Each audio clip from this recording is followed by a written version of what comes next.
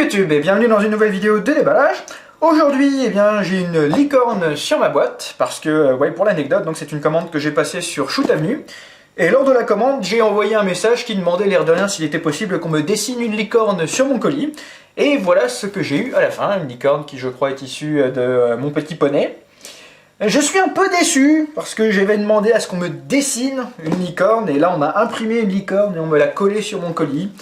Mais j'apprécie néanmoins le geste, c'était pour l'anecdote, ça m'a bien fait rire quand même quand j'ai reçu le colis. Aujourd'hui je déballe le Walther PPQ de chez Humarex/VFC, et donc la réplique provient de chez Shoot Avenue, où elle est disponible pour 145 € si je ne vous dis pas de bêtises. Par ailleurs, si vous faites une commande à Shoot Avenue, n'oubliez pas bien sûr le code promo KHANSEB, KHANSEB, qui vous donne 12% de réduction sur toute commande, quel que soit le montant, quelle que soit la date, c'est valable toute l'année, tout le temps. Donc voilà, bien sûr, n'oubliez pas ce code, ce serait dommage de passer à côté d'une réduction de 12%, c'est quand même plutôt cool. Et je salue une nouvelle fois Shoot Avenue pour cela. Non, je vais assassiner la licorne. Voilà, désolé, mais il faut que j'ouvre ce colis. Alors, ici, nous avons donc la boîte de la réplique avec la réplique, et dans le reste du colis, nous avons en fait des chargeurs de Scorpion Evo 3 que j'ai commandé en même temps que la réplique. Pour le Scorpion, je vous invite à aller voir la vidéo du Scorpion, puisque c'est une réplique que je me suis acheté également. Mais voilà, ce n'est pas le but ici. Ici, j'ai un joli flyer Shoot Avenue. Bref, donc voilà la boîte du Walther PPQ. On peut voir le logo Walther ici. C'est une petite boîte, plus petite que les boîtes de GBB habituelles, qui est sobre. On a juste donc un rappel du modèle et d'autres caractéristiques ici. Et hop, l'intérieur de la boîte avec la réplique bien sûr. Un petit mode d'emploi, mais bon, au moins il y a un mode d'emploi. Et c'est tout, visiblement, on a pas de tigette de débourrage, pas de billes ou quoi, mais bon, c'est pas forcément un problème. Alors, le Walther PPQ, qu'est-ce que c'est? PPQ ou PPQ, ça dépend si on veut prononcer ça à la française ou non. C'est la dernière évolution en date du Walther P99, P99 qui est quand même autrement plus connu que ce modèle-là, je pense. Toutefois, on reconnaît pas mal la silhouette, ça ressemble pas mal à un P99, mais voilà, il a été encore modernisé par rapport à ce dernier. Ici, on peut d'ailleurs apercevoir qu'il s'agit, pour être tout à fait exact, d'une réplique du modèle Walther PPQ M2.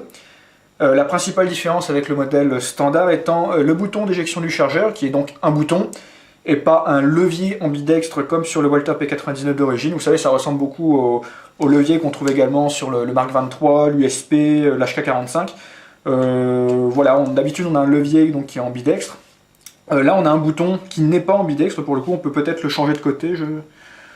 Oui, on peut certainement le changer de côté, mais pour le coup là c'est juste un bouton ici. D'ailleurs on peut voir que le chargeur est bien enclenché au point que quand j'appuie sur le bouton il ne se passe rien, il faut que je vienne chercher le chargeur ici. Allez, tombe, non il ne veut pas tomber, il faut vraiment que j'aille le chercher. Alors c'est peut-être qu'il est tout neuf aussi, hein. C'est peut-être qu'il est tout neuf. Toujours dire que pour le moment il est bien serré.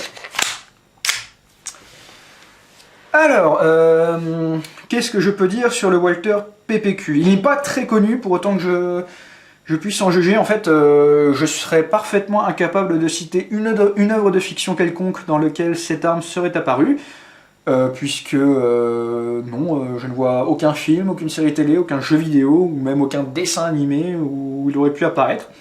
Ce que je peux dire néanmoins, c'est que cette arme elle est très appréciée parmi les tireurs de véritables armes, donc, où très régulièrement, quand vous regardez des vidéos sur cette arme-là, les gens disent que c'est le pistolet avec, avec striker, avec marteau interne, disposant de la meilleure queue de détente.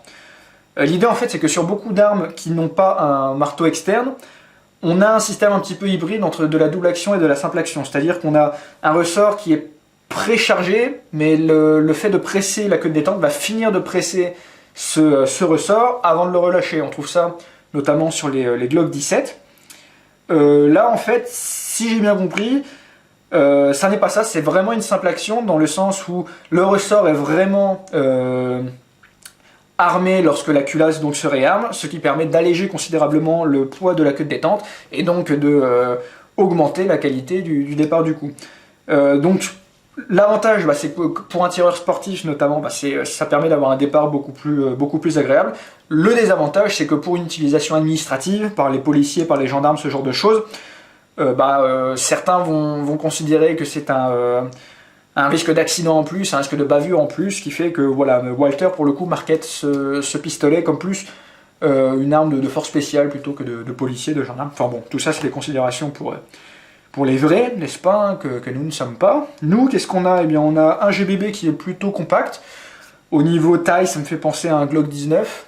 Et voilà, ça doit être dans la même veine qu'un PX4 peut-être au niveau gabarit. En tout cas, voilà, c'est assez compact. On a un arrêtoir de culasse qui est ambidextre, un levier de démontage qui est ambidextre également. Comme je disais tout à l'heure, par contre, le bouton d'éjection du chargeur n'est pas ambidextre, puisque là il est monté côté gauche, mais je pense qu'il est possible de le monter côté droit. Comme je disais, le chargeur est vraiment très serré dans le puits de chargeur. Peut-être qu'au rodage, ça va se roder, ça va être plus simple à éjecter après. On a une ergonomie qui est vraiment très agréable. Le moins qu'on puisse dire, c'est que la poignée est très confortable. Pour ça, ils sont vraiment très balèzes. Le P99 était déjà très confortable, mais là, c'est vraiment confortable. J'ai rarement eu un GBB entre les mains qui était aussi agréable que ça à tenir, quoi. Au niveau de la prise en main, c'est vraiment agréable. Distribué par Marex et a priori donc fabriqué par VFC. Alors les marquages ne sont pas totalement réalistes, mais dans l'ensemble ils sont quand même magnifiques. Donc là on a Walther, PPQ, Karl Walther. Autre marquage là, le PPQ ici. Notez Walther 9 mm x 19 sur la chambre. Calibre 6 mm BB, ça n'y échappe pas. Notez la queue de détente, donc, un type de détente qu'on retrouve souvent sur ce genre de pistolet, donc avec la tige au milieu qui fait office de sécurité manuelle, c'est-à-dire que si cette tige n'est pas pressée, il n'est pas possible d'appuyer sur les détentes. Hop, là. Donc vous voyez que si je tire sur les côtés, ça ne fonctionne pas, il faut vraiment appuyer au milieu pour que ça parte.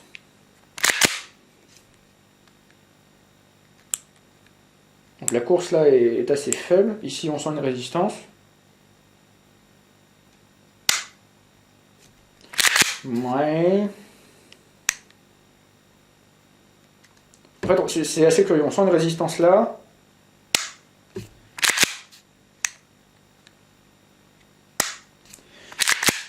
Mais résistance, petite course, c'est bizarre. Là encore, ça va peut-être se roder. Quand on fait un trigger reset, en fait, le trigger reset check est assez court. Et lorsque j'ai le doigt ici, bah non, il y a quand même une petite course. C'est très curieux. C'est pas très franc en fait. On a vraiment l'impression de pousser dans le vide jusqu'à ce que le coup parte.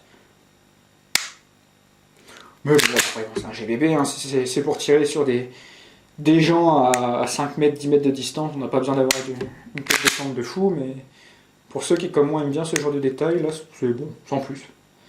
On va dire sans plus.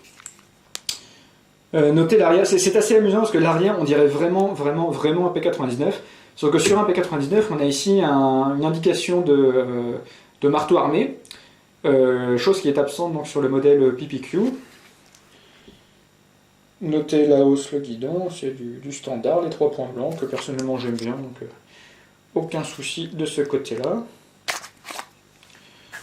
Le chargeur. Là encore, on a un détail qui est très appréciable sur les GBB assez récents, c'est le fait que ici le puits est élargi, ce qui fait qu'on peut mettre les billes directement ici. On n'a pas besoin de les mettre une par une là, et on n'a pas seulement un petit espace qui serait par exemple tout en bas du puits de chargement, ici, et qui serait pas forcément très pratique d'emploi. Là on peut mettre le BB loader de là à là, Et même par exemple, mettons, vous savez, quand c'est en quinconce, on a 2 billes, 2 billes, 2 billes, 2 billes, parfois quand on remplit vite, on va avoir un trou. Bien là, pour ceux qui sont un peu maniaques, eh ben, on peut encore prendre une bille et combler ce trou, c'est quand même vraiment bien fait. On peut power stroker sans souci. Pour le démonter, je suppose qu'il faut enlever le chargeur et abaisser le levier là, des deux côtés, hein, à gauche et à droite, donc je le fais en même temps, tchac, et si je pousse en avant, ça fonctionne, c'est merveilleux.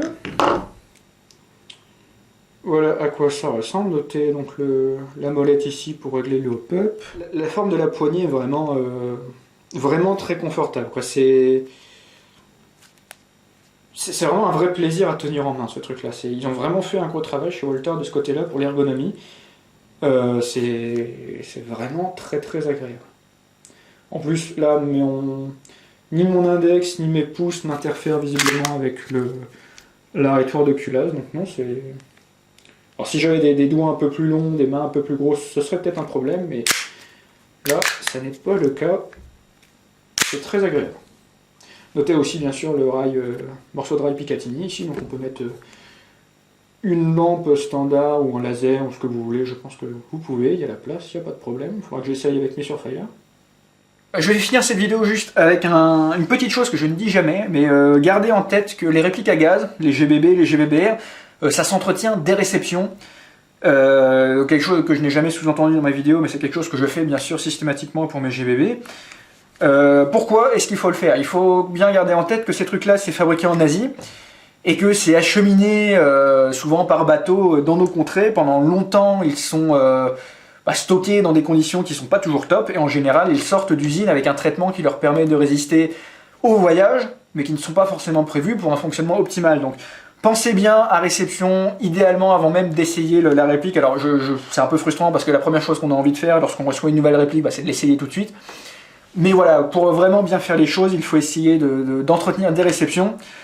Vous enlevez toute la vieille, vous faites un démontage sommaire, vous enlevez toute la vieille graisse, vous mettez de l'huile fine sur toutes les parties en mouvement et du silicone sur les joints du chargeur, les joints au niveau du nozzle. Et voilà, dites-vous bien que pour la durée de vie de votre réplique, ce sera mieux, et même pour les performances, l'autonomie de votre réplique, ce sera mieux également. J'ai fait une vidéo dans le cadre de mon travail chez Airsoft Entrepôt sur l'entretien des GBB, n'hésitez pas à y jeter un coup d'œil. Voilà, moi je vous dis donc à une prochaine fois pour la vidéo de tir de cet engin-là, et puis d'ici là, eh bien, je vous souhaite une très bonne fin de journée. Salut!